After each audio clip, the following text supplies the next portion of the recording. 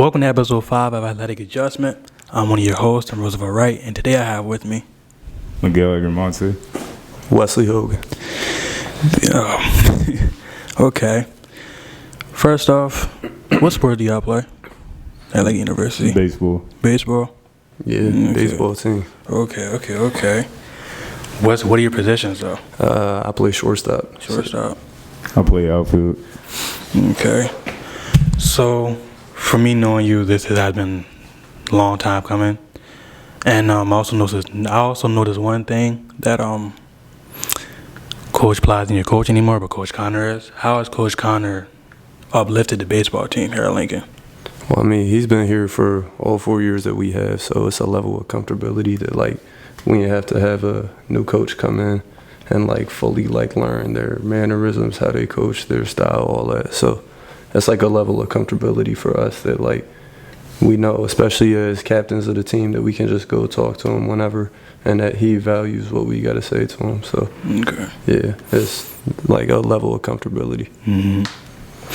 Yeah, I gotta say the same thing. It's just like know him for so long, so honestly, it didn't feel like that crazy of a transition. Like he was already my coach before then, so I already knew what I was expecting for when we started the new season last year.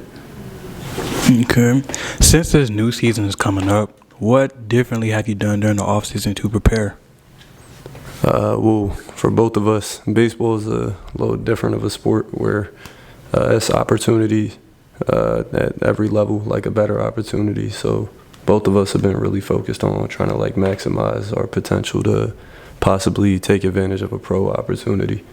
And so, I mean, we work out together all the time. It's been a lot more of like working on our athleticism and speed, strength, all that, instead of just like the skill side of the game. Okay.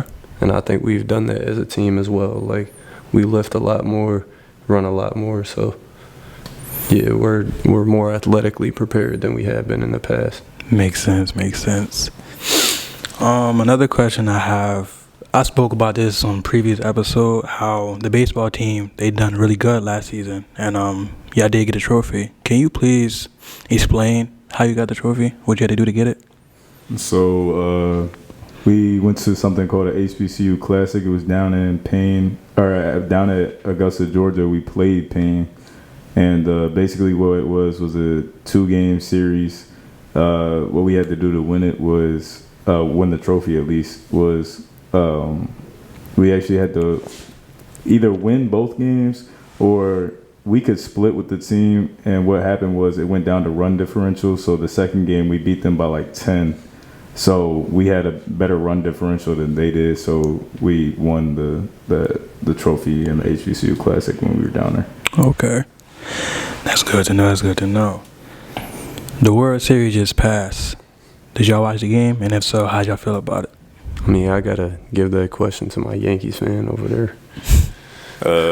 Obviously, I was a little bit upset, but while I'm thinking about it, they were just honestly a more prepared team. I think they were a better team at the end of the day. Our pitching did close to what it was supposed to do, but it was the errors that killed us. Our fielding was not as good as it should be. And at the end of the day, they're better players. Their more paid players did better than our more paid players. So Yeah, it was. I know it was a 5-game series, but I really thought the Yankees were gonna come back. Really? And I wanted the Yankees to win, so Yeah, I didn't want to see the Dodgers spend $1 billion and then win it. Mm-hmm. Well, y'all knew who I was gonna pick because after my team lost to the New York Mets in like the first round, my God. yeah, that's crazy. I picked the Dodgers because I was like, you know what? Forget the Yankees. Dodgers got it, and as you can see, they did get the chip. Yeah. Mm.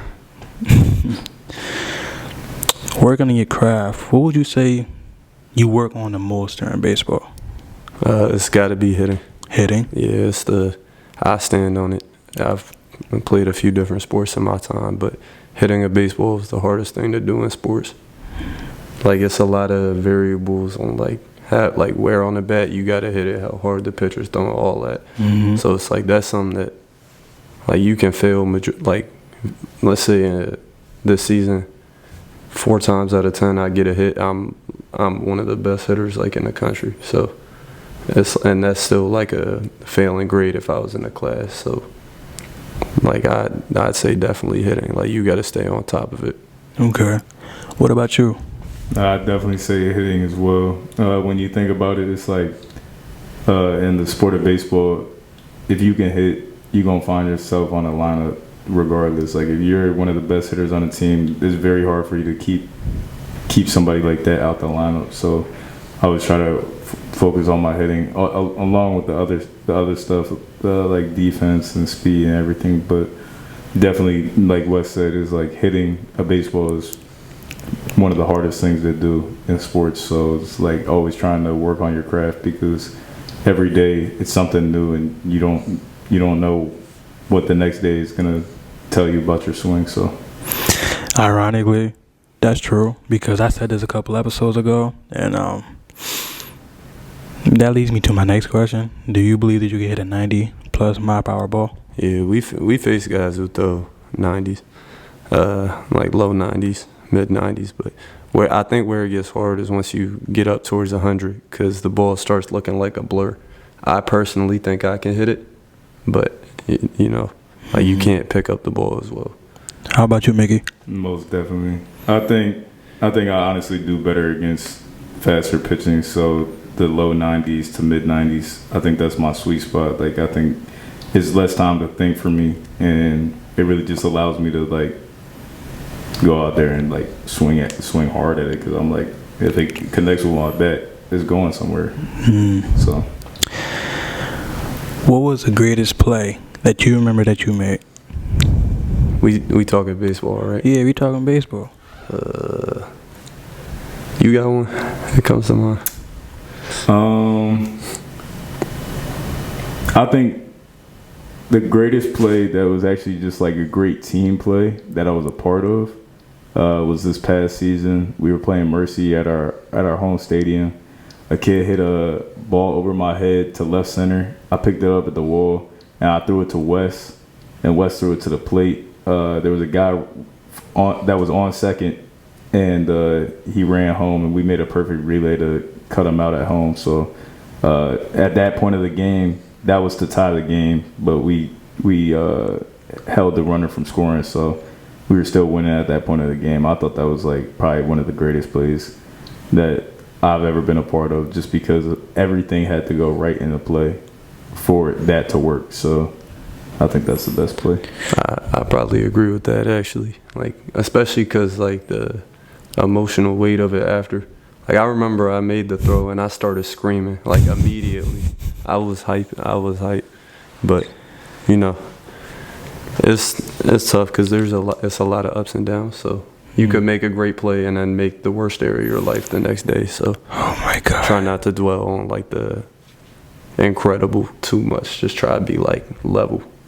Oh yeah, I could understand that on a whole different level. Not on college level, but like in high school, when I played, it was definitely times where like I made game-saving catches, and then times where like I couldn't swing at all. And it was just like emotional, like you just said. Like it made me like mad, cause I'm like, bro, what's going on? Yeah. What else? Yeah, when did you first fall in love with baseball? First fell in love with it is tough because I started playing late, like comparatively to a lot of our teammates. So I started playing at 10, and so my first sport was basketball, and I loved basketball. But then my high school coach started to like ruin the sport for me a little bit, and so around my like sophomore year high school was when I was like, nah, I'm not like a two-sport athlete. I'm a baseball player that happens to play basketball. And once I really dedicated a lot of time to that, it was like, that's when, like, I had already loved the game, but that's when I was like, yeah, I really, like, love this game. Like, if I can, I want to do it professionally, all that. So I say that's when. I think when I first found my love for baseball, it's probably before I could even like remember, honestly. Me and my dad, are big Yankees fans, as we talked about earlier. But Derek Jeter, Alex Rodriguez, they, like guys like that really like put me onto the game. That's why I love the game so much. It's because it was a great bonding experience between my dad and I. So I've always loved the game, but until I really appreciated the game for playing I'd probably say it was during my freshman year at college when I really realized like this is something that like I die for. Like this game, like I love this game to like an unparalleled level. Like something that like I really love, and I like give it my all to the sport. So that's facts. That's all I can say, bro. That's facts. Like I said before, if you're passionate about a sport, you will literally do everything and anything to keep going. Oh, yeah. What other positions you played? Throughout my life, I've played a few different positions. Mm-hmm. First position I played was catcher. I was bad at it. Like kind of by choice, because like you gotta block pitches, and I would refuse to do it. So I was like, yeah, I'm cool off catching. bro, I'm good. Yeah, like catching sucks. Hated it. Catching sucks. But then I always played like shortstop a little bit. But then once I started playing like travel ball, a little bit better guys, my coach wouldn't give me a chance to play shortstop. So I played outfield for 2 years, 3 years. Then I moved to a different travel ball team to have a chance to play shortstop, and played there. When I first got to Lincoln, I played third base, and I pitched a little bit. I hate pitching more than I hate catching. So, like, just that, like, because my arm just always hurts. But, I mean, in my mind, I've always been a shortstop because, like, and I like the part where, like, I'm in charge. Like, I'm in charge of the infielders. Like, if I'm saying something that's got to go, we're supposed to have different, like, people do the cutoffs for the outfielders, but if it's a tense moment, I'm getting that ball, and they know it, like that I'll be the one that's running out, and I like being in charge and having that control, and because I trust myself, and I hope that my teammates trust me the same amount that I do. How about you, bro? So I played all the positions growing up. I played shortstop growing up.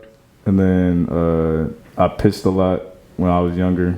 I used to be a good pitcher, and then when we moved to 90-foot diamonds, I sucked, so I stopped pitching. But yeah, I played the infield growing up all the way up until high school, and then that's when I started playing outfield more. And ever since high school, I've been playing outfield. So Yeah, y'all just moved around, bro.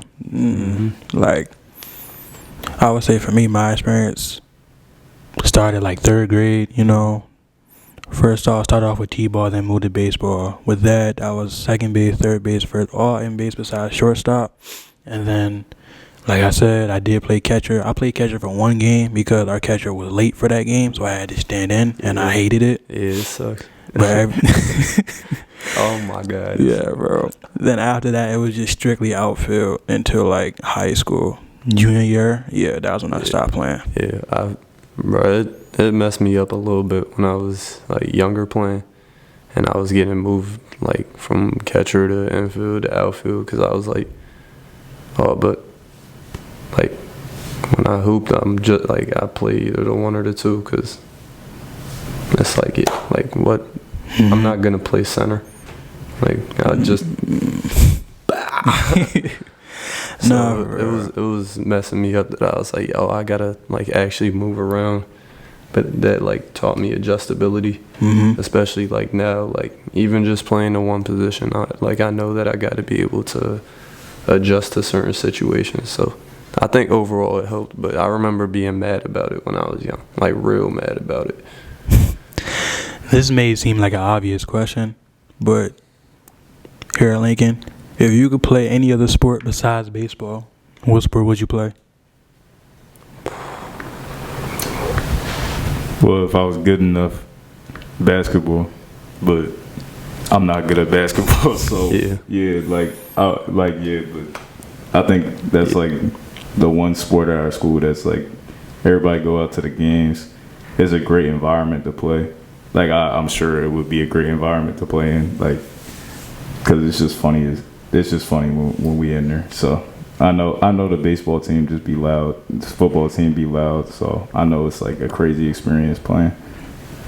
Yeah, I gotta say the same. Like we be in there, we try to hype the basketball team up always, because you know C.J. Stroud said all the basketball players want to play football, the football players want to play basketball, and everybody want to hoop. Like everybody want to play baseball. Everyone on our team secretly wishes we were good enough to play basketball. So like we be going in there trying to live out our hoop dreams, and it don't be working. Like I be feeling like I'm cooking, and then someone who's like good shows up, and I'm like, damn, I'm not cut out for this. How I got 4 turnovers and 4 possessions. 4, man. Nah, I'm lying. But oh my God. Yeah, definitely basketball. Definitely basketball. Yeah, man. Oh, for me, obviously I say this all the time. Baseball, without a doubt. Without a doubt. Every other sport, nah. I tried ball. I was a 3. Never again. And I played against them in basketball. They tough. I'm not gonna lie. For baseball players, they tough. Why not hooping though? Like, let's say you was nice. If I was like, nice, you won't want to hoop. If I was nice, then I want to hoop because then it'll be more fun. Since I don't hoop, it's not fun. All I can do is shoot. That's it, and barely even that. You know what I'm saying? I will say though, like if I was hooping and someone hit me with, and I fell, slipped, and everybody's like, "Oh," I'm like, "Coach, come get me." Yeah. Come get me. I couldn't. I'm not gonna lie. I couldn't do that mentally. Cause like in baseball, I could strike out. Yeah. And the most I get is Miguel telling me like, "Yo, you suck. Like, be better. I expect better from you." And instead of like everyone being like, "Oh nah, yeah."